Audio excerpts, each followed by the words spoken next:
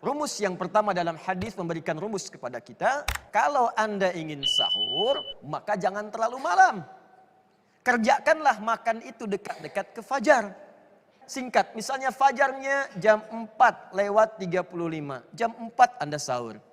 Apa hikmahnya? Kalau pola sahur Anda seperti ini, kata Nabi, fa inna fis sahuri barakah.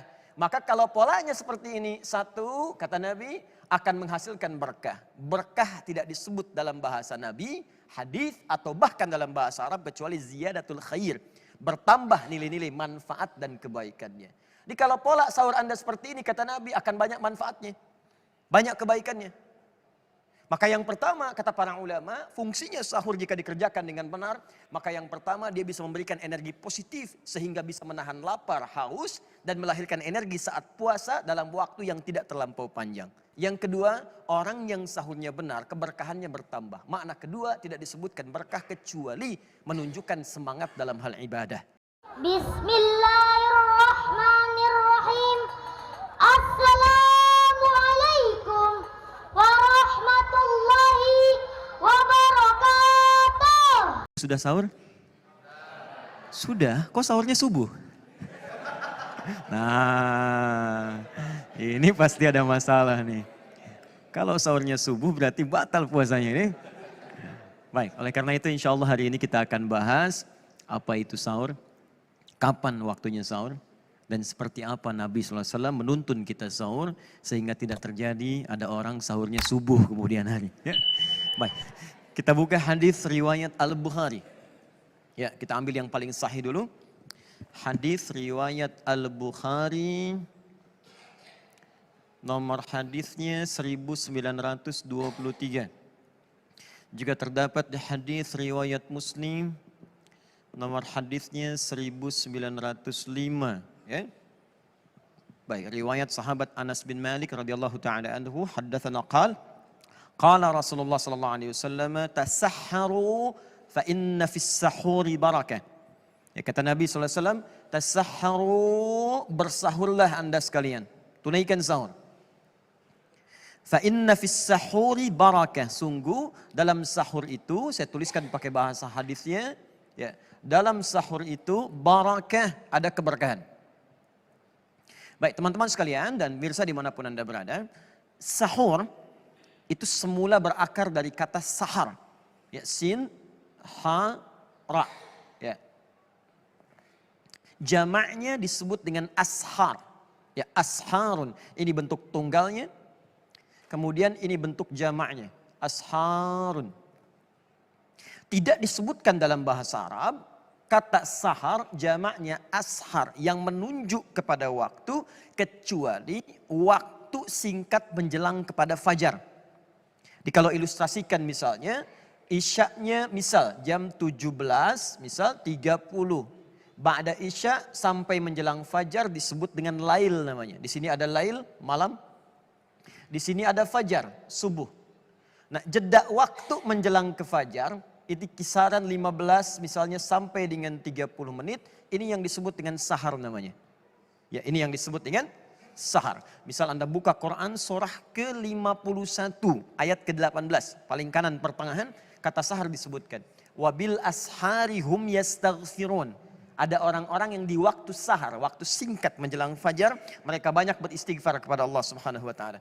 Ayat ini ingin menunjukkan sahar itu adalah waktu singkat menjelang kepada fajar. 15 sampai 30 menit kurang lebih. Nah, aktivitas yang dikerjakan di waktu sahar itu aktivitasnya disebut dengan sahur namanya. Paham ya? Di sahur itu asalnya bukan makan. Ya, asal katanya bukan makan, tapi semua aktivitas yang dikerjakan di waktu sahar. Terkait dengan Ramadan, Nabi meminta kita, sebelum puasa makan dulu. Makannya kerjakan di waktu sahar. Maka rumus yang pertama dalam hadis memberikan rumus kepada kita, kalau Anda ingin sahur, maka jangan terlalu malam. Kerjakanlah makan itu dekat-dekat ke fajar. Singkat, misalnya fajarnya jam 4:35. Jam 4 Anda sahur. Apa hikmahnya? Kalau pola sahur Anda seperti ini, kata Nabi, fa inna fis sahuri barakah. Maka kalau polanya seperti ini, satu, kata Nabi, akan menghasilkan berkah. Berkah tidak disebut dalam bahasa Nabi, hadis atau bahkan dalam bahasa Arab kecuali ziyadatul khair. Bertambah nilai-nilai manfaat dan kebaikannya. Jadi kalau pola sahur Anda seperti ini kata Nabi akan banyak manfaatnya. Banyak kebaikannya. Maka yang pertama kata para ulama, fungsinya sahur jika dikerjakan dengan benar, maka yang pertama dia bisa memberikan energi positif sehingga bisa menahan lapar, haus dan melahirkan energi saat puasa dalam waktu yang tidak terlampau panjang. Paham sampai sini? Paham. Yang kedua, dan saya akan tutup pada bagian yang kedua ini dulu sebelum kita berdiskusi. Yang kedua, orang yang sahurnya benar, keberkahannya bertambah. Makna kedua tidak disebutkan berkah kecuali menunjukkan semangat dalam hal ibadah. Baik, barangkali ada yang mau ditanyakan sampai dengan di sini, saya persilakan. Assalamualaikum, nama saya Randy Kusdiana. Pak Ustadz, yang pengen saya tanyakan adalah, menurut pandangan Islam, waktu imsak itu sebenarnya apa Pak Ustadz? Baik, teman-teman sekalian dan pemirsa dimanapun Anda berada, penting diketahui bahwa imsak itu nama lain dari kata siam. Ya, siam itu nama lainnya saum. Siam, saum, dan imsak punya satu arti. Artinya apa? Menahan dalam kata lain adalah puasa. Jadi kalau disebutkan imsak, ya, imsak ini sinonimnya saum. Disebutkan sekali dalam Al-Quran. Surah ke-19 ayat 26. Ya, paling kanan sebelah atas. Kemudian ada kata siam, disebutkan 9 kali dalam Al-Quran. Siam, saum, artinya puasa. Siam, asyam, asyam. Bukan asyap, ya. Asyam, asyam, asyam. Ya. Puasa, puasa, puasa, puasa. Nah ini sinonimnya saum. Nah selain kata saum dan siam ada imsak. Jadi kalau sudah imsak tahan, puasa, puasa, puasa, puasa. Jelas sampai sini? Nah kapan waktunya imsak? Sama dengan waktunya saum, sama dengan waktunya siam. Buka Quran surah kedua Al-Baqarah ayat ke-187. Paling kanan di pertengahan ayatnya. Wakulu washrobu, silahkan makan dan minum senyamannya. Hatta yatabayyana lakumul khaytul abyadu minal khaytil aswadi minal fajr. Sampai terbitlah kemudian tanda-tanda fajar tiba. Jadi waktu imsak itu, waktu saum, waktu siam kata Allah mulainya fajar. Nama lainnya subuh.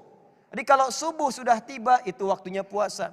Ya, jadi kalau misalnya subuhnya jam 4.35, imsaknya jam berapa Mas Andi?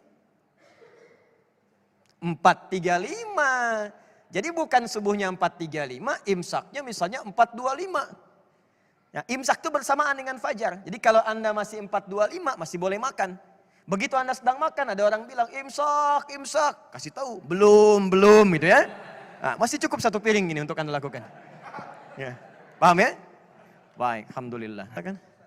Silakan. Tanya. Assalamualaikum Pak Ustadz. Assalamualaikum. Saya Malvino Pak Ustadz. Baik. Saya pengen nanya nih Pak Ustadz.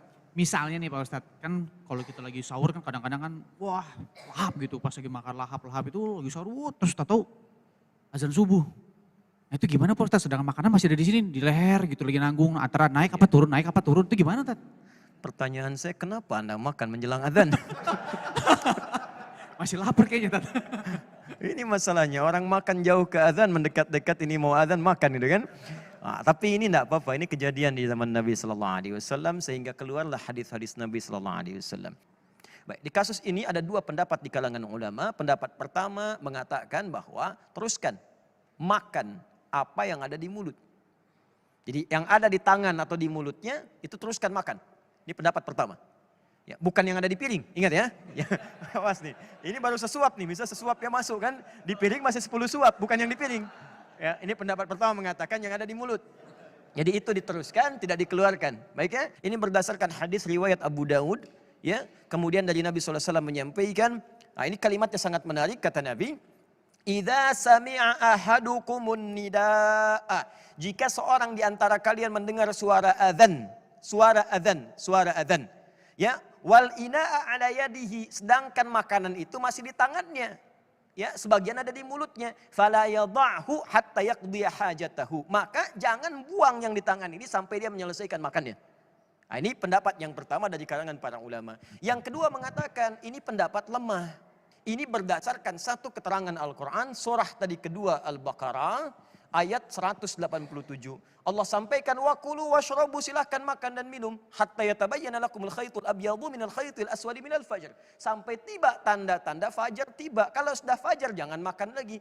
Tanda fajar itu subuh. Subuh itu dimulai sekarang dengan adzan. Jadi kalau sudah berkumandang Allahu Akbar, Allahu Akbar. Adzan, makanan keluarkan, tidak boleh makan dan minum lagi.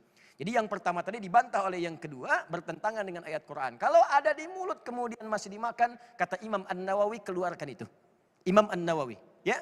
Kemudian setelah itu ada hadis yang kedua. Ini yang diriwayatkan di Al-Bukhari. Yang dimaksud tadi sedang adzan jangan dibuang makanan, itu ditafsir lagi oleh hadisnya Al-Bukhari.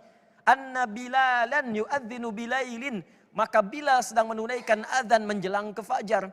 Faqala Rasulullah SAW saat Bilal adzan itu, Nabi bersabda, Fakulu washrabu, ayat terusin makan dan minum. Bilal adzan, bayangkan. Kata Nabi, makan dan yu'adzina ibnu ummi maktum.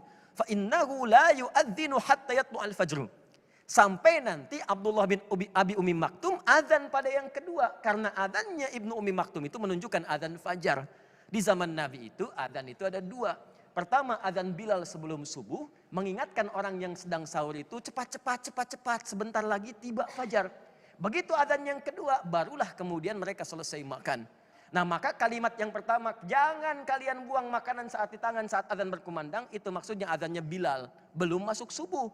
Masih peringatan. Itulah penjelasan ulama yang kedua. Kata para ulama hadis umumnya mengatakan pendapat yang paling rajih, yang paling kuat adalah pendapat yang kedua. Wallahu ta'ala alam bissawab. Silakan, ada yang bertanya lagi? Assalamualaikum warahmatullahi wabarakatuh. Assalamualaikum. Ustaz, saya menanya, hukum dalam Islam jika seseorang dengan sengaja pada saat sahur hanya minum air putih, tidak makan karena dia ngantuk. Jadi dia lebih memilih tidur gitu. Tapi dia puasa sampai maghrib. Itu menurut hukum dalam Islam lagi gimana Ustaz? Boleh. Terima kasih. Wassalamualaikum warahmatullahi wabarakatuh. Assalamualaikum warahmatullahi wabarakatuh. Boleh, silakan.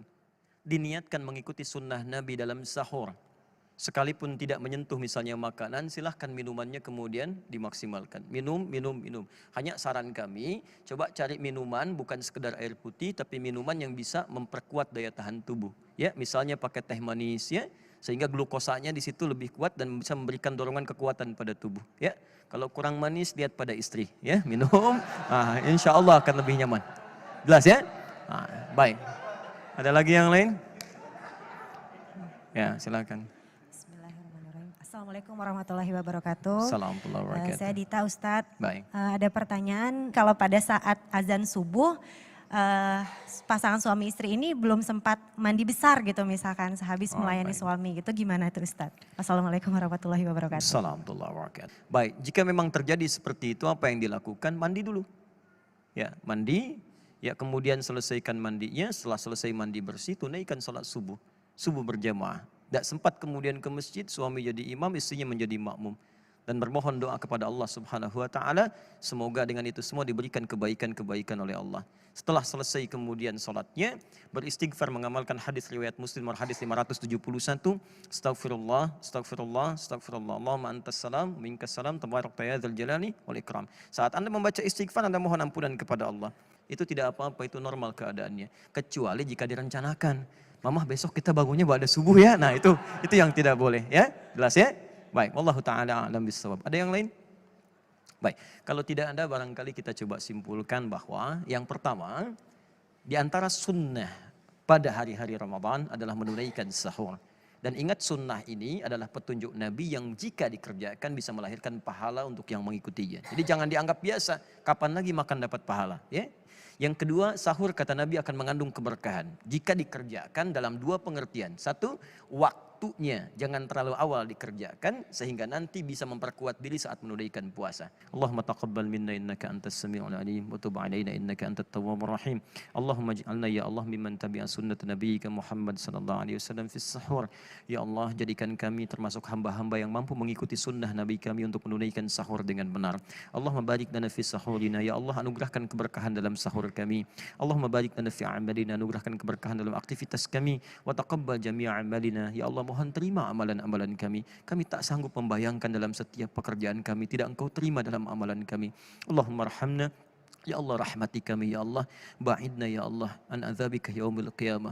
Ya Allah kami tidak akan kuat berhadapan dengan neraka. Maka kami mohon rahmat-Mu untuk membebaskan kami dari sengatan neraka. Anugerahkan kami surga terbaik sehingga bisa berkumpul dengan keluarga-keluarga kami. Allahumma bifadlika subhana rabbika rabbil izzati amma yasifun.